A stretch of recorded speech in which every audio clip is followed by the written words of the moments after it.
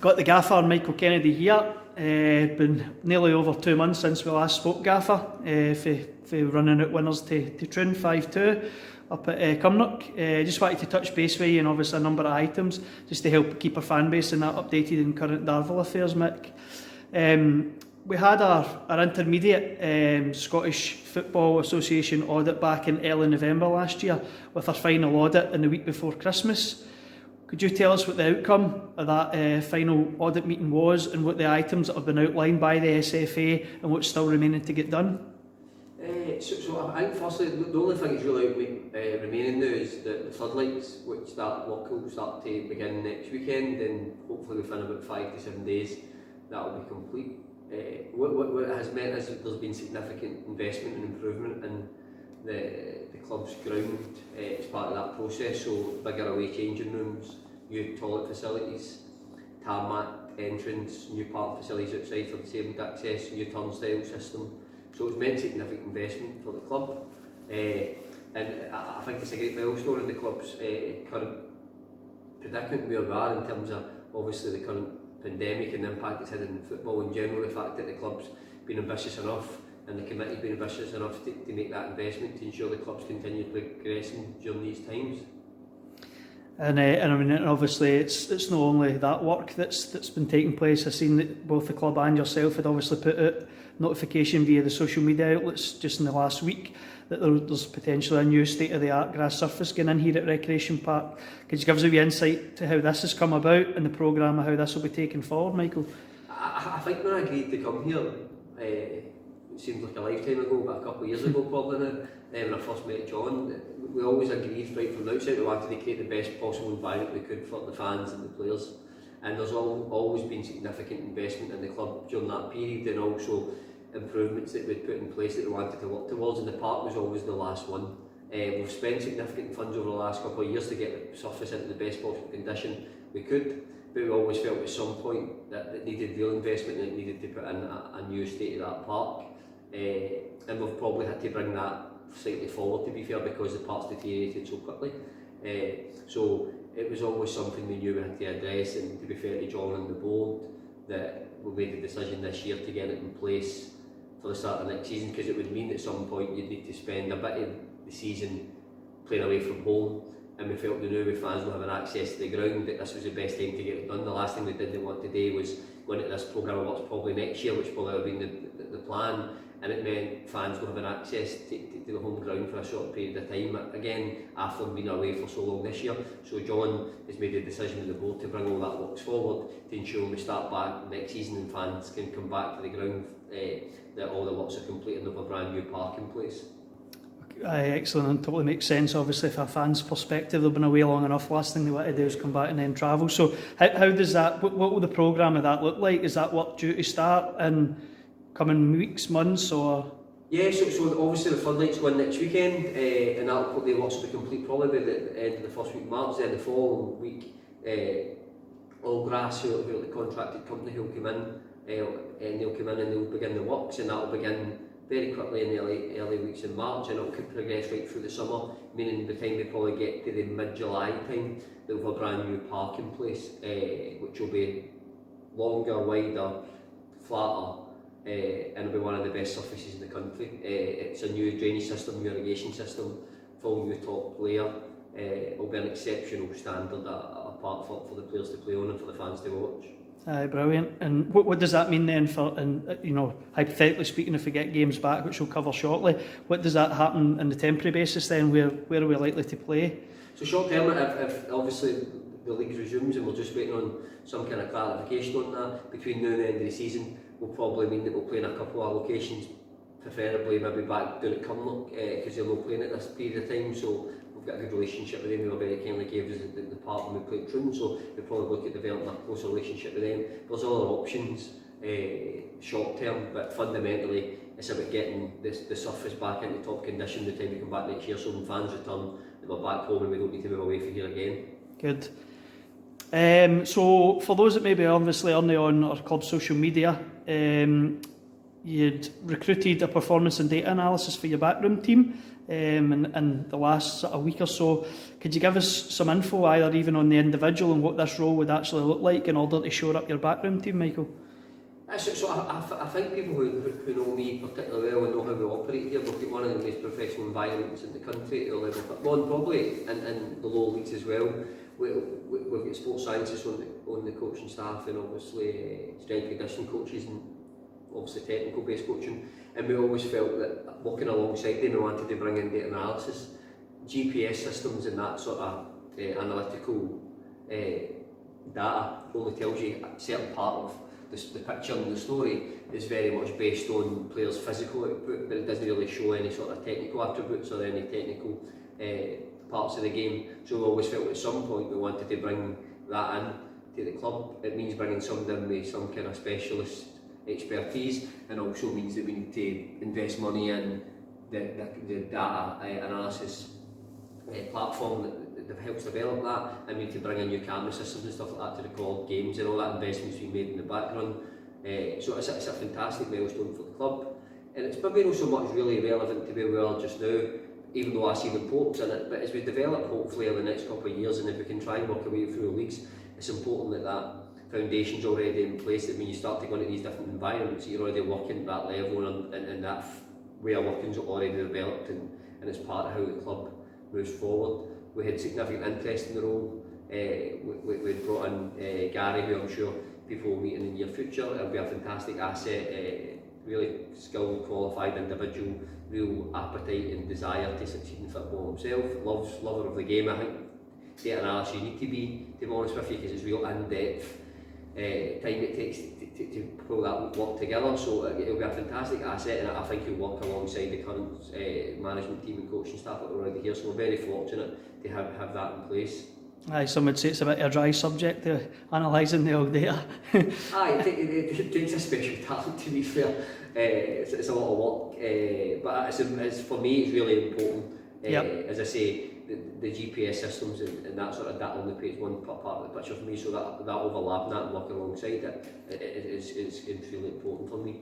So you mentioned just a short while ago there just about a new camera system and that come in. Could you tell us just a wee bit for those that are maybe not aware of what that actually is? So we decided to bring in a piece of equipment called the VideoCam, which is one of the most advanced cameras video in games, then also allowing you then to extract and pull data from it. So it's a fantastic piece of equipment. It'll be a real asset to the club moving forward. It's a fantastic tool for me from a management perspective, the coaching perspective, and as I say, it will then work alongside Gary's role in developing the data analysis element. So it's something that was required. Again, we made the decision to get that investment in place just now, so when we begin hopefully start the next season, we're working our way through that sort of way of working just now. Brilliant, thanks for that, Mick. Now, following announcements earlier this week, it looks like possible that grassroots could be back as early as the 29th of March. Could you try and explain just to the fans what the format that the West of Scotland League has put forward in order to see the season to conclusion with the timescales that's left? So I think the original plan is that we try and at least get to 50% of the games, which would mean that if the league was shut down again or we ran out of time, then the league would be in a position where they could call some kind of winners. So the actual structure and format change, where it's now game 1, game 2, game 3, 4, and basically what will happen is the minute we begin, whatever start date we get, that will then obviously be how we'll start back and move forward. I think, to be honest with you, the league have done a fantastic job in getting the league started, working our way through the pandemic, then being really open to develop a situation that's been difficult to manage, and they've been, I think, really strong in terms of their commitment to get the league back, and I think they've been very creative and flexible in terms of how they've had to work and work to different dynamics continuously, and hopefully over the coming days we can get some kind of start date pretty soon, and we can then start to properly prepare us as a club and also the league and other teams in the league. Aye, some would say it's a bit of a thankless task, those guys. I mean, probably nobody sees the actual work that goes behind the scenes, but I think this is probably, I'd hate to think what revision they're on, and obviously they've had one lockdown, 2, and then I thought that possibly third lockdown, that the guys have had to be fairly resilient in terms of putting something forward that actually appeases most. Yeah, listen, I think it'd be easy to gear up. Probably. I'm sure probably not the first time I maybe sat down and went, listen, they would just call this and park it and move on next season. But as I say, the issues just highlighted have showed great resilience, in my opinion, great leadership, because there's a real high percentage clubs wanting to get back and play, and that was obviously what came through the vote at the start of the season. So they're trying their best within really difficult, challenging circumstances to get the league developed, up and running, and continue to some form of conclusion. So hopefully, as I say, over the next coming days, we'll get some kind of clarity on when the start date will be, and we can then get back to playing some kind of football. Yeah. So regarding promotion, Mick, there's been a bit of an element of somewhat common misconception this season, or certainly when the league started and then restarted, that there wasn't actually any promotion available. Could you let us know what the situation with that is, please, just for those that are maybe not up to speed? So the local league have committed that there'll be a promotion place open to the winners of the West, South and East, who then go into some kind of playoff structure, and the winners of that playoff structure would then be guaranteed promotion at the local league. There's a couple of things that are a requirement, is you must have your licence, which is important. That's why it was critically important that we worked towards getting that in place as early as possibly could. Then if we're fortunate enough to win the league, which won't be easy because there's some real top sides in the league just now who have started really well, and it's became really competitive very early on. If we're fortunate enough to win that, then we'd go into a playoff for the winners of the East and South, as long as they're licensed. Then the winner of that sort of playoff would dictate who gets promoted. There is a promotion place there.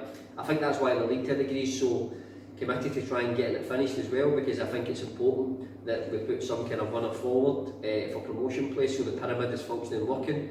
Part of the reason where everybody agreed to come across from the juniors was the fact that that was part of the aspiration of the clubs, that we could start to work our way through the leagues. So I think that's why the league have shown such determination to bring the league to some kind of conclusion, and then hopefully it's us, but for the pyramid to develop, and hopefully we get some kind of winner who've got the opportunity to then go into the playoffs, and hopefully from the West perspective they go into the lower league. Yeah, and that's the thing. People are obviously kind of slightly oblivious that that promotion place was available. But as you mentioned there, obviously the caveat to that is that teams must be licensed, of course, and then obviously to even get into the playoffs. So no, that's good. Thanks for touching on that. Lastly, then, it's been a hard lockdown following sort of Christmas, New Year spell. Everybody was just kind of getting back to normal, but likewise, globally, there's obviously been more pressing matters for everyone. How have you personally managed to stay in high spirits, and more importantly, how have you managed to keep the team positive both in terms of mental and physical health during this spell? I think from a personal perspective, besides football, I'm probably fairly fortunate that I've obviously got businesses that I own, and because in the hospitality sector I've been able to function, so that's still taken a considerable amount of my time. But I think everybody who knows me knows the importance that football, and Darvel in particular, play in my life. So I've missed that social interaction with the players and the coaching staff and the committee, and also fundamentally having the fans here as well, which has obviously been the challenge for the start of the year. But I think during these times it reaffirms the importance they are to the club and football at this level. But it's been really difficult from the players' perspective. Because of the expertise within the management team and with myself, the coaching staff and strength conditioning staff, I've developed training programmes for the guys to work away individually, and we manage that and evaluate that and look at that on probably a weekly basis, and that changes every so often. There's a new training programme put in place that's very much reflective of the outputs and outcomes you would expect with football, so it's not very much just about running and road running in 5 and 10Ks.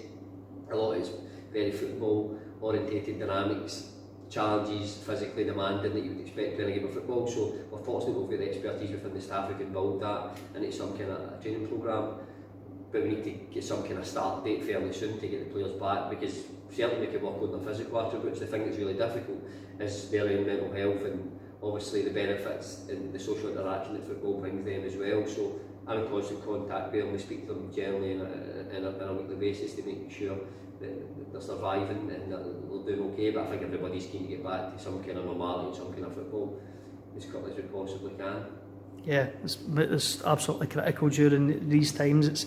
Football's the only sort of real escape for most, and certainly, you know, looking at the team that you've got there's many for the sort of senior ranks in that as well who would have came for almost full time, and then they've came to part time, and then they're coming to nothing. It must be a real challenge for these guys that are used to getting in and out and seeing these guys day in day out almost as their job, so to speak. So I think it's obviously important during this time that everybody is kind of touching base and checking in on friends, you know. I I think when we're back playing, or have been back playing, we've been fortunate of still being able to come to football. I think the people who felt it most probably than anybody has been the fans and the communities, not just at Darvel, but clubs across the country at every level, but particularly at grassroots level, where communities are an integral part of clubs and how they function. It's a great community engagement tool for clubs at this level, and sometimes it's the only interactions that people get on a Saturday afternoon come to watch games, so I think everybody's really suffered.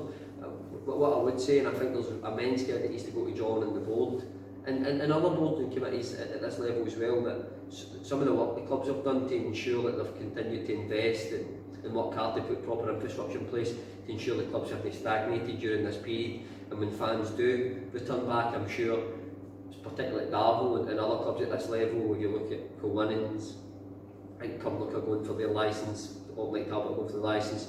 There's other clubs at this level who are continuously working away in the background to make sure when clubs come back that the club is in a slightly stronger position, and no more so than Darvel. The work that's gone on in the last few months from John and the committee has been absolutely unbelievable, to be fair, not only just in terms of the investment we've had to make financially, but also the investment of people's time to ensure the licence was in place. The amount of paperwork that had to be done, the process to go through that's quite detailed, and then obviously there's a significant plan that needs to go in place to get all these works complete. What I will say is when any Darvel fan returns next year, or the start of next season, they'll certainly come into a very, very different ground than they were last year, which I think is fantastic during these times. To be fair, that we've made the decision not to stand still, we've been aggressive to ensure that we create the best environment we possibly can for players and ultimately for the community. Brilliant. Well, thanks very much for the update on that, Matt. I'm sure that the fans will be glad to hear all the goings on, and hopefully it'll not be so long before everybody's back here at Recreation Park reaping the benefits. Thanks for your time today, Matt. Perfect, mate. Take care. Cheers.